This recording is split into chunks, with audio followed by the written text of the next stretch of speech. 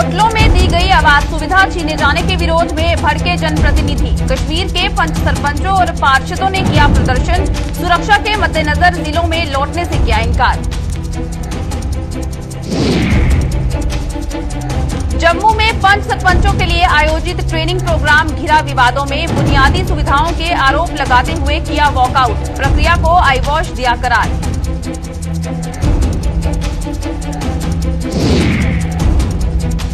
कांग्रेस महासचिव प्रियंका गांधी की हिरासत को लेकर बिफरी कांग्रेस। जम्मू और श्रीनगर में प्रदर्शनों का दौर रहा जारी। यूपी सरकार पर दमनकारी नीति अपनाने का लगाया आरोप।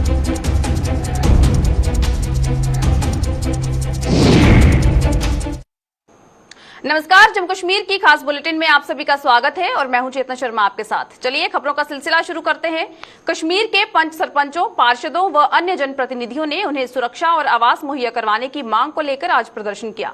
श्रीनगर में प्रदर्शन करते हुए इन लोगों ने आरोप लगाया कि उन्हें मुहैया करवाए गए होटलों से अब तक उन्हें निकाला जा रहा है, जिससे उनकी जानों पर बनाई है। उन्हें अपने अपने जिलों में एडजस्ट करने की बात भी कही गई थी, लेकिन प्रशासन को ये समझना चाहिए कि उन्हें वहां बेहद खतरा है। इन लोगों ने चेतावनी दी कि अगर उन्हें जबरदस्ती होटलों से निकाला गया तो वो सड़कों पर उतरने को मजबूर हो जाएंगे। मेरे साथ है पंच सरपंच, बीडीसी, डीडीसी के सारे चेयरमैन बैठे हैं, यहाँ पे कुछ मेंबर भी बैठे हैं।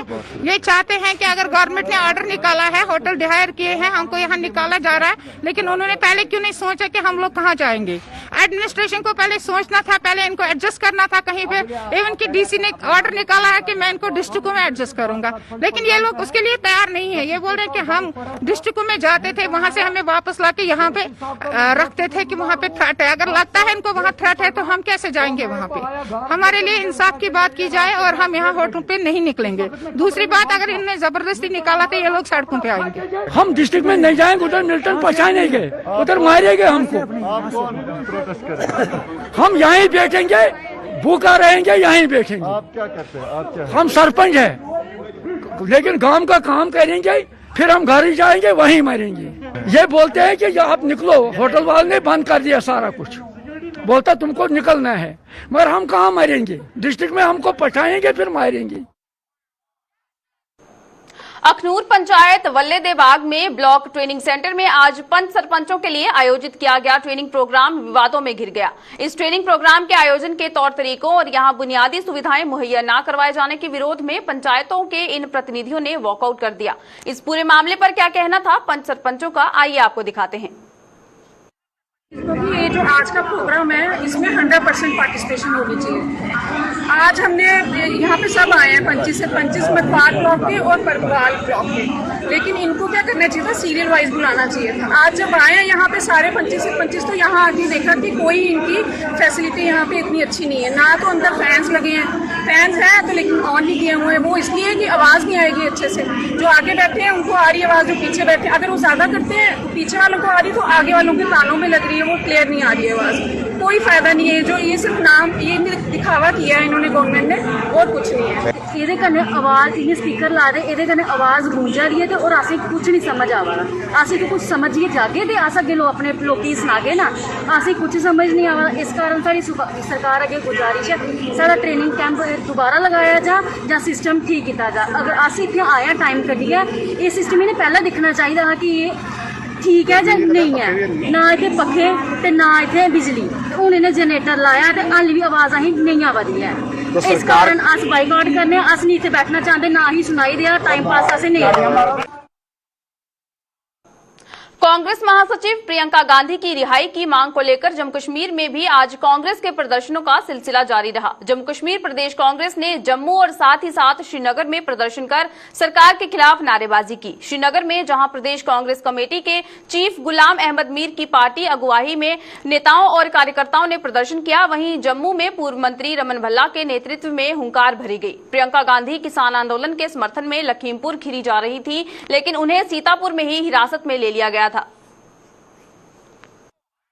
किसानों के हक में और प्रियंका गांधी के रिलीज में उसकी हिम्मत का हम दाद देते हैं। एक महिला योगी के गुंडों के साथ अकेला जिस तरह से मुकाबला किया, और हम उनकी सहानुभूति के लिए, हम उनकी सॉलिडेरिटी के लिए, जब तक वो जेल में रहेगी, जब तक उसको योगी आदित्यनाथ बंद रखेगा, तब तक पूरे देश में कांग्रेस वर्कर सड़कों पर रहेंगे और हम ये आवाज बुलंद करेंगे, किसानों को इंसाफ दो और कातिलों को सजा दो और प्रियंका गांधी को रिहा करो। ये हमारे 3 मुद्दे इस वक्त के हमारे इस प्रोटेस्ट। मोदी और योगी के सामने डेमोक्रेसी कोई चीज नहीं है। जब वो वजूद ही है उनका नथुराम गोडसे का, तो नथुराम गोडसे तो बजाज खुद ही अराजकता का प्रूफ है। भाजपा बड़े दावे करती थी बेटी पढ़ाओ बचाओ, जब किसानों के आंदोलन को सुंदर तरीके से जोका रहे थे, जब उनकी आवाज इतनी बढ़ गई कि भाजपा परेशान हो गई, अब दबाने और कुचलने का काम किया।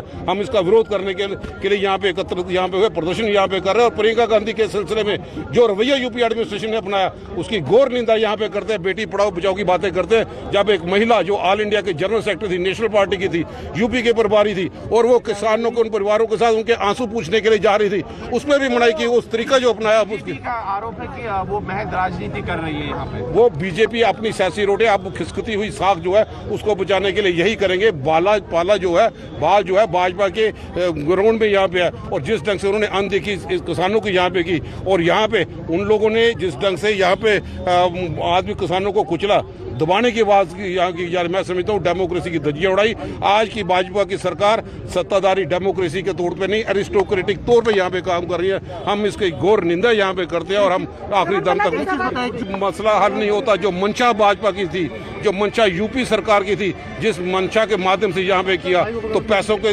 बदौलत किसानों की जान की कीमत नहीं लगाई जा सकती। और उसके लिए जो एटीट्यूड यूपी सरकार ने बनाया कि प्रियंका जी की आवाज को रोकने के लिए, कि जो गरीब अवाम के साथ जा रही थी उनका हाल पूछने के लिए विपक्ष की आवाज को दबाने का जो प्रयास भाजपा ने किया, हम उसका कड़ा विरोध करने के लिए।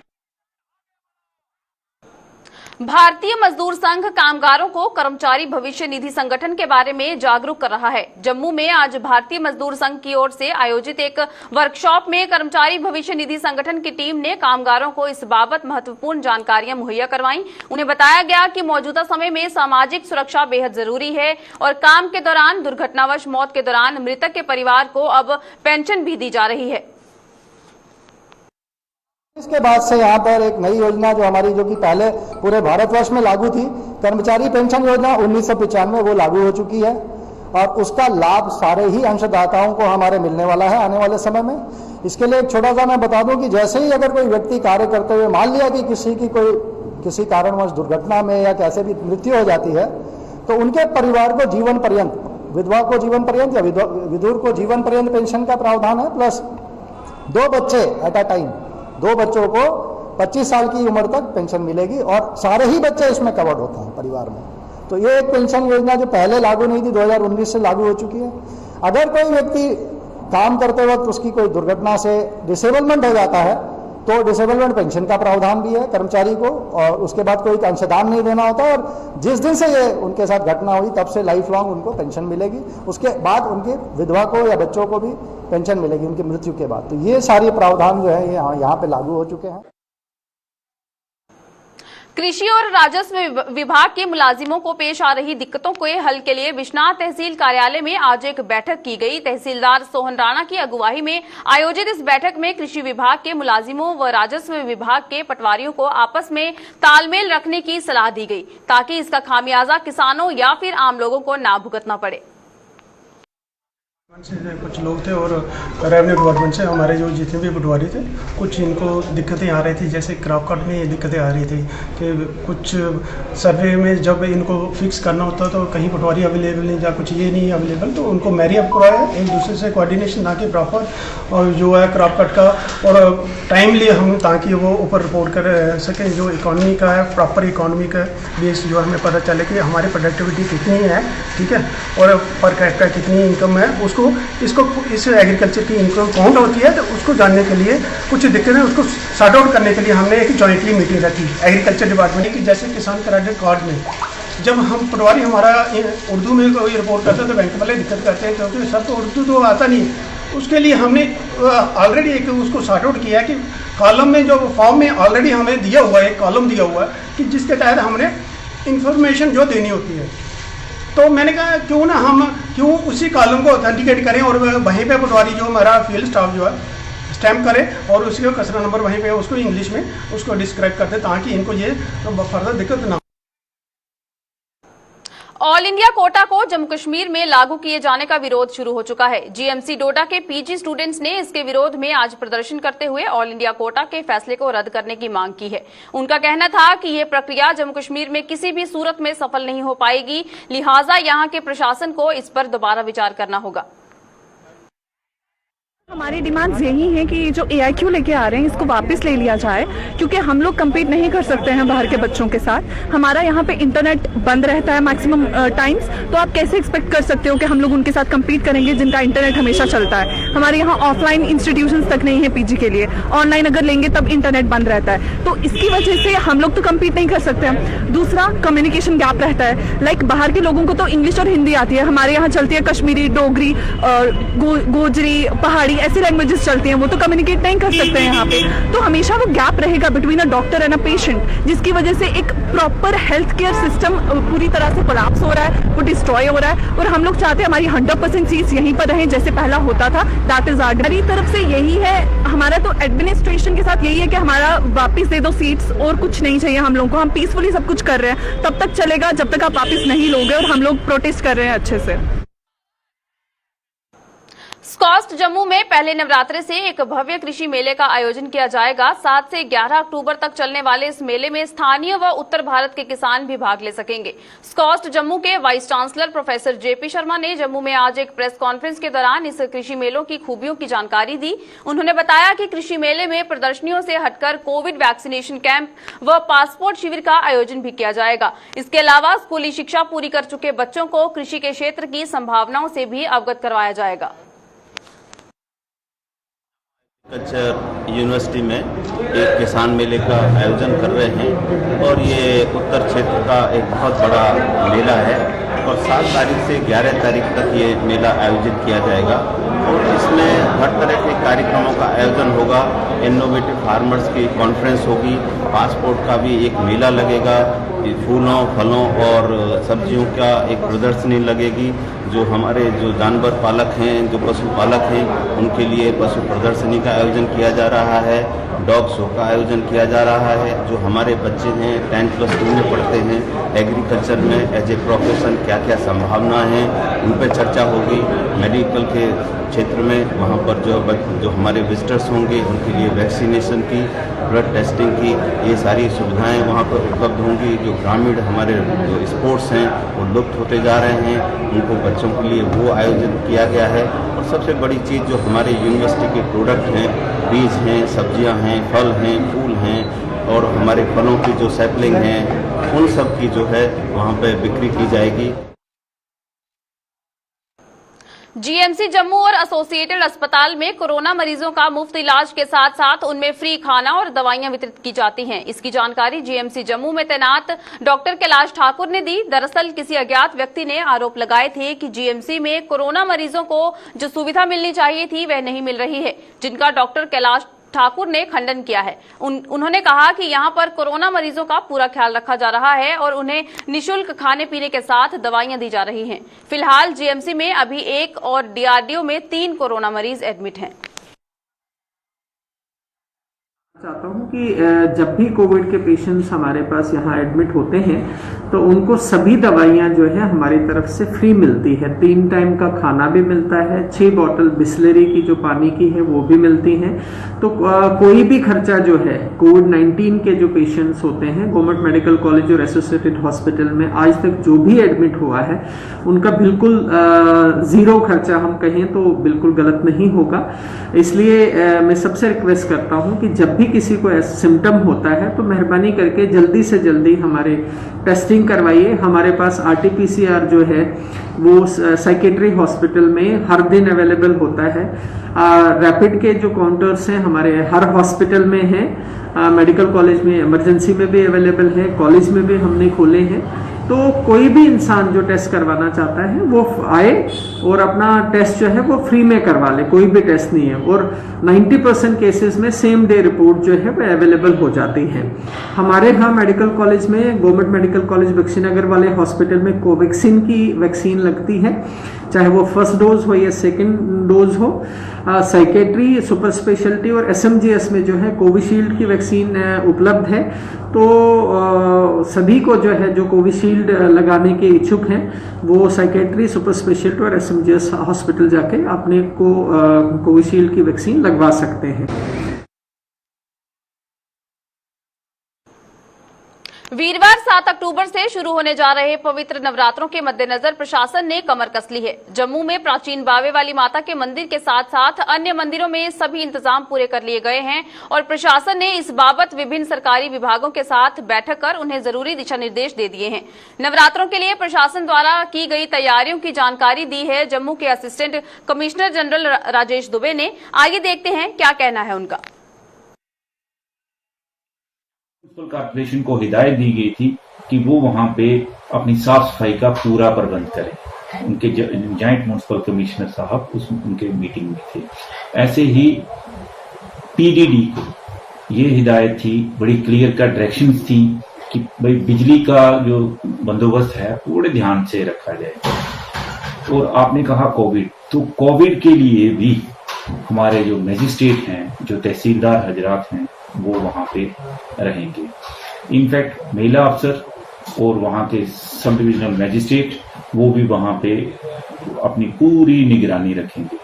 मंदिर एडमिनिस्ट्रेशन को भी ये बोल दिया गया है कि वो ये इंश्योर करेंगे कि जो लोग हैं वो कोविड के जो SOPs हैं उसको फॉलो करेंगे, जैसे मास्क लगाना, रिक्वायर्ड जो सोशल डिस्टेंसिंग है वो उसको प्रॉपरली की जाए, सैनिटेशन उसके आगे पीछे के पार्ट की जितना भी मंदिर का जो भी परिसर है उसका ध्यान से रखें। और ये सिर्फ बाबे वाले मंदिर की बात नहीं है, जितने भी मंदिर हैं उनके सैनिटेशन, उनका ये सारा प्रबंध जो है ये हम शाना बशाना इनकी जो एडमिनिस्ट्रेशन है, जो इनकी जो मैनेजमेंट है मंदिरों की, वो उनके साथ हम लोग कांटेक्ट में हैं।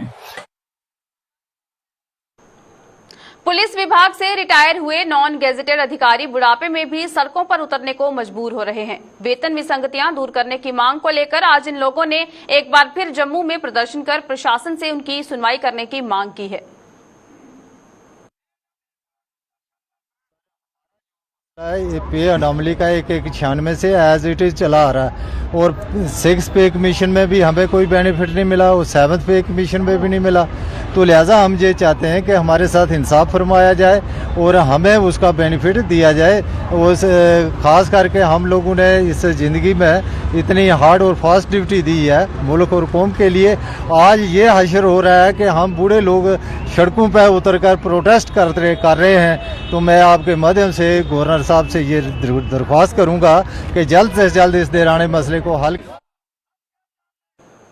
भारतीय जनता किसान मोर्चा की ओर से मीरा साहिब में प्रेस कॉन्फ्रेंस का आयोजन किया गया। किसान मोर्चा के पूर्व स्टेट जनरल सेक्रेटरी सुभाष दसगोत्रा ने प्रेस कॉन्फ्रेंस के दौरान कहा कि जम्मू सूबे की बासमती पूरी दुनिया में प्रसिद्ध है, लेकिन किसानों को इसका फायदा नहीं पहुंच रहा है। उन्होंने कहा कि फसल तो किसान पैदा करता है, लेकिन उसका लाभ किसानों को मिलने की बजाय व्यापारी उठा रहे हैं। उन्होंने मांग की है कि अगर जम्मू कश्मीर प्रशासन किसानों को बचाना चाहता है तो बासमती का दाम 7500 रुपए प्रति क्विंटल कर दिया जाए। उन्होंने और क्या कुछ कहा है, आइए देखते हैं।